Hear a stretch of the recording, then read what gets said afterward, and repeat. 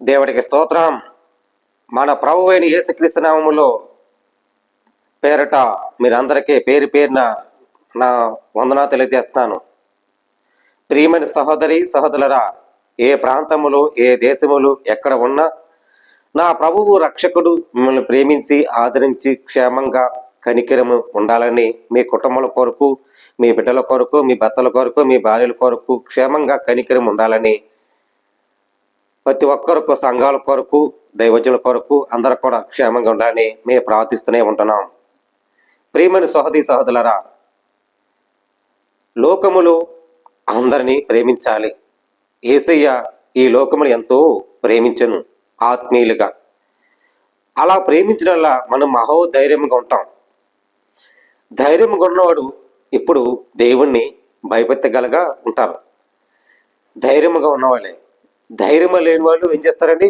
పాపములు ఎంత కొంత ప్రవేశిస్తుంటా, పాపములో మునిగిపోతా, పాపములో ఉంటారు. వాళ్ళకి ధైర్యం అంటే తెలియదు, పాపం అంటే తెలుసు.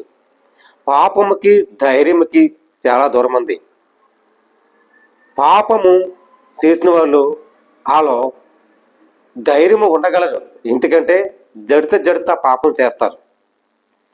దేవుణ్ణి విశ్వాసించే ఆత్మీయులు ఉండవని చేస్తారని మహా ధైర్యంగా ఉంటారు. ప్రియమిట్లరా, ఈ వాక్యములో అనేక విషయాలను మీకు ధ్యానిస్తూ వస్తున్నాను. మా యూట్యూబ్ చూసిన వాళ్ళందరూ కూడా పేరు పేరును వందనాలు. లైక్ చేయండి, షేర్ చేయండి, సబ్స్క్రైబ్ చేయండి, కామెంట్స్ పెట్టండి. మీ కొరకు, మీ కుటుంబాల కొరకు ప్రార్థిస్తూనే ఉంటున్నాం. ప్రార్థన. పరిశుద్ధమైన ప్రేమగల తండ్రి, కృపగల దేవ, నీ స్తోత్రాలు. మా సహోదరి సహోదరులు దీవించి ఆశ్రయించండి అయ్యా.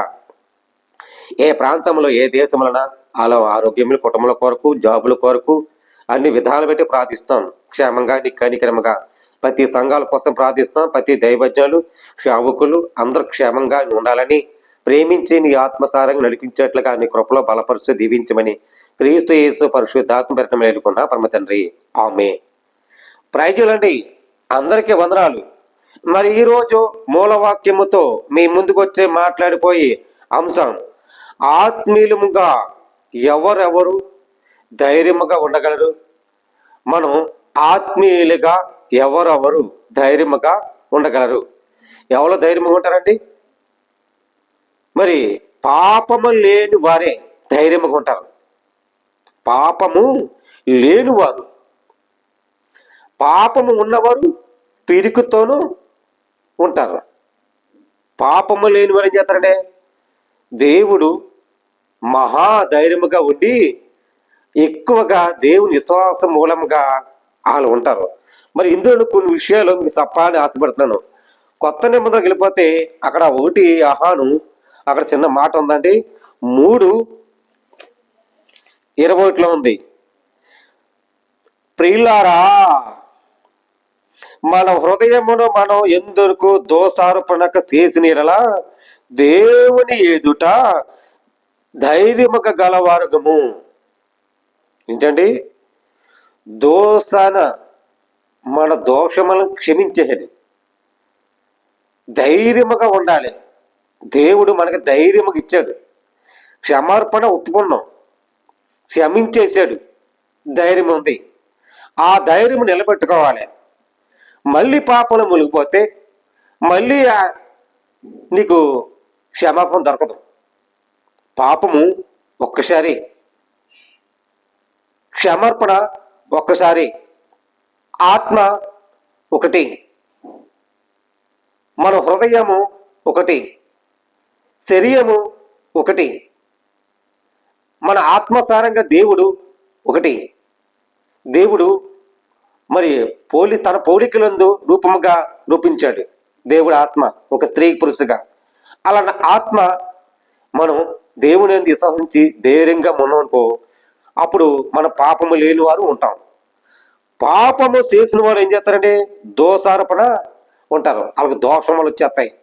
ప్రియమిత్రుడా, మరియు మన మానవునికి ఆజ్ఞ గైకులుచు ఆయన దృష్టికి ఇష్టమైనవి చేయాలి. చేస్తున్నాము కనుక మనమేమి అడిగినా అది ఆయన వలన మనకు దొరకను. ఆయన వల్ల మనం ఏమి అడుగుతున్నామో మన దేవుని ఏమడుతున్నామో దేవుడికి అది మనకు దొరుకుతుంది. మీరు అడగండి మీకు ఇవ్వబడను అనే వాక్యములు. ఆయన కుమారుడు యేసుక్రీస్తు నామములో నమ్ముకొని ఆయన ఆజ్ఞలకు ప్రకారముగా ఒకరి ఒకరు ప్రేమింపవాలని ఆజ్ఞ యొక్క గైకొన వరకు ఆయన ఎందు నిలిచి ఉండిన, ఆయన ఎందు దేవుని నిలుచున్న, ఆయన ఎందు నిలిచి ఉన్నారని ఆయన మనల్ని అనుగ్రహించిన ఆత్మ మూలంగా తెలుసుకొని ఉంటున్నాము. ఆయన మన ఎందు నిలుస్తున్నాడు, ఆయన ఎందు నిలుస్తున్నాము, మనం ఎందు నిలుస్తున్నాం. ఒకరి ఒకరు ప్రేమించాలి, ఒకరొకరు గౌరవించాలి, ఒక్కొక్కరు ప్రేమ కలిగి ఉండాలి, ఒకరొకరు భావం నడవాలి, ప్రతి దైవజ్ఞులు ప్రేమించాలి, ప్రతి సేవకులు ఆదరించాలి, గౌరవించాలి, ఒకరొకరు ఉండాలి. అది క్రీస్తు ప్రేమ, అది ఆత్మసారంగా మనం తెలుసుకోవాలి. ప్రేమిట్లరా, అందరినీ ప్రేమించడానికి వచ్చాడు. మరి నిన్నంత మూలముగా సాక్షాత్తుకి సాక్షి యేసయ్య మరి నీ ప్రాణానికి ప్రాణం త్యాగం చేశాడే నీ కోసం. మన ప్రేమించటం ఎలా? ప్రేమే నిన్ను గెలిపిస్తుంది, ప్రేమ నిన్ను రక్షిస్తుంది, ప్రేమ నిన్ను నిన్ను నిలబెడుతుంది. ప్రేమ అన్నిట్లను దేవుడి ప్రేమ, సత్య స్వరూపి ప్రేమ. ఈ విషయం గ్రహించుకోవాలి ప్రేమిట్లరా. మీరు గ్రహించుకుంటేనే దేవుడి విషయాల్లో మూలంగా ఎంతో ఆయన ప్రేమిస్తాడు. మరి అదే విషయాలను సామూతులకు వెళ్తే మరి అక్కడ దేవుని యందు భయభక్తి కలిగి ఉన్న ఎలా ఉండాలో మనకు నేర్చుకుందాం. దేవుని యందు ఆత్మసారంగా ఎవరు ధైర్యం ఉంటామో. మరి సామూతులు 14:26 వెళ్ళిపోతే అక్కడ ఉందండి, యెహోవా యందు భయభక్తి కలిగి ఉండట బహు ధైర్యము పుట్టించును. యెహోవా యందు దేవుని యందు విశ్వాసించే మూలముగా ప్రజలారా మీరు ధైర్యం ఉంటున్నారా లేదా? లేదా ఇంకా అందులోనూ కీలుకు చేస్తున్నారా అనే విషయాలను మరి సేవకులు అడుగుతుంటారు. కానీ మనం ధైర్యం కూడా, ఎందుకంటే చక్కగా ధైర్యం ఉండడం ఏం చేస్తారండి, ప్రతి ఆదివారం చక్కగా ఉండి మరి దేవుని సేవిస్తా, మరి దేవుని ఆరాధిస్తా, మరి చక్కగా ఏర్పాటు చేసుకుంటారు. ఎందుకని? ప్రేమ అన్నిట్లకు ధైర్యం ఇస్తుంది. ప్రేమ నిన్ను ఎలా గెలిపిస్తుంది చూడండి. అలాగే కూడా దేవుడు భయభక్తి కలిగి ఉండట ఉంటేనే నువ్వు ప్రేమ పుడుతుంది. నీ భయభక్తి లేదుకో ప్రేమ పుట్టదు నీకు. పాపం లోకములను మరి ఆ పాపములు మునిగిపోయి ఏం చేస్తామండి, మన క్షమాపణ దొరకదు. దేవుడు క్షమిస్తాడు, ఒక్కసారి క్షమార్పణ. ఆత్మసారంగా మనం పుట్టించిన ఒక్కసారి దేవుడు పుట్టించాడు మనకే. ప్రేమిట్లరా, అట్టి వారు పిల్లలకు ఆశ్రయిస్తారని కలగదు. అట్టి వారికి ధైర్యం ఉన్న చేత పిల్లలు కూడా చక్కగా ఏర్పాటు చేసుకుని ఉంటాడు. యెహోవా యందు భయభక్తి కలిగి ఉండట జీవము ఓట, ఆత్మలో ఉన్న జీవ ఓట అంటే ఆత్మసారంగా నడిచిన వాళ్ళు అది మరణ పాసములకు విడిపించను. జనన సమృద్ధి కలిగి చేత రాజుల ఘనతలకు వచ్చను.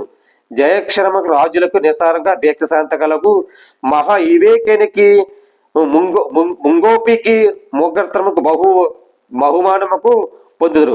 శోధకమైన మనస్సుకు శరీరక జీవపకు మతర్షమునకు ఎముకలకు కుళ్ళు దరిద్రులకు బాధించిన వారి దృష్టికి నిందించిన వాడు బేదల కనికరు ఆయనకు గణపరిచిన వాడు. అపాయమును రాక భక్తిహీనులకు నశించెదరు. మరణకాలం నీతిమంతులకు ఆశ్రయం కలదు. తెలివి గలవాడు హృదయం జ్ఞానమునకు సుముఖనకు కలుగు చేయను. తెలివిగా ఏం చేస్తారండి? తెలివైన వాడు ఏం చేస్తాడు? హృదయము జ్ఞానముతో సుముఖ నివాసముకు చేస్తాడు, చక్కగా ఏర్పాటు చేసుకుంటాడు. కొంతమంది తెలివైన వారు స్త్రీలు, తెలివైన గుణవంతురాలు స్త్రీలు చక్కగా ఇల్లు ఏర్పాటు చేసుకుంటారు, అటు ఇటు ఎలరు. ఎందుకని?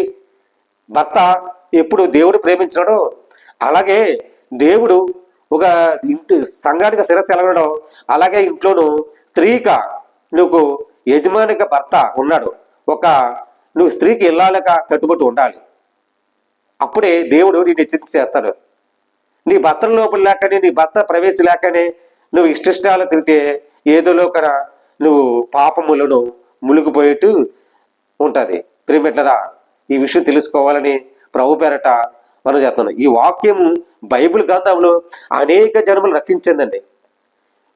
అనేక మందిలో రక్షించబడ్డదే, విడిపించింది. అనేక జన్మలు సువార్తను ప్రకటిస్తున్నారు. దేవుడి విశ్వాసం ఏంటంటే అన్యుల నుంచి వచ్చిన వాళ్ళే దేవుడు సువార్తను ప్రకటించే వాళ్ళు చాలా మంది చూస్తున్నాం. ప్రియమిట్లరా, మరి దేవుడు సువార్త అన్నిట్లకు ప్రాణానికి ప్రాణం పెట్టేది సత్యమైన పరిశుద్ధ బైబిల్ గ్రంథం. ఈ పరిశుద్ధ బైబిల్ గ్రంథం అనేక మంది రక్షించబడుతుంది. జీవపు ఊట నిన్ను రక్షిస్తుంది, జీవ ఆత్మతను. ఈ విషయం గ్రహించుకోవాలని ప్రభు పేరట పేరు పేరున మీరందరికీ వందనాలు తెలియజేస్తాను. దేవుడి మాటలు దీవించి ఆశ్రయించను కాక. ఆమె ప్రార్థన. పరిశుద్ధమైన ప్రేమగల తండ్రి, కృపగల దేవా, నీ స్తోత్రాలు.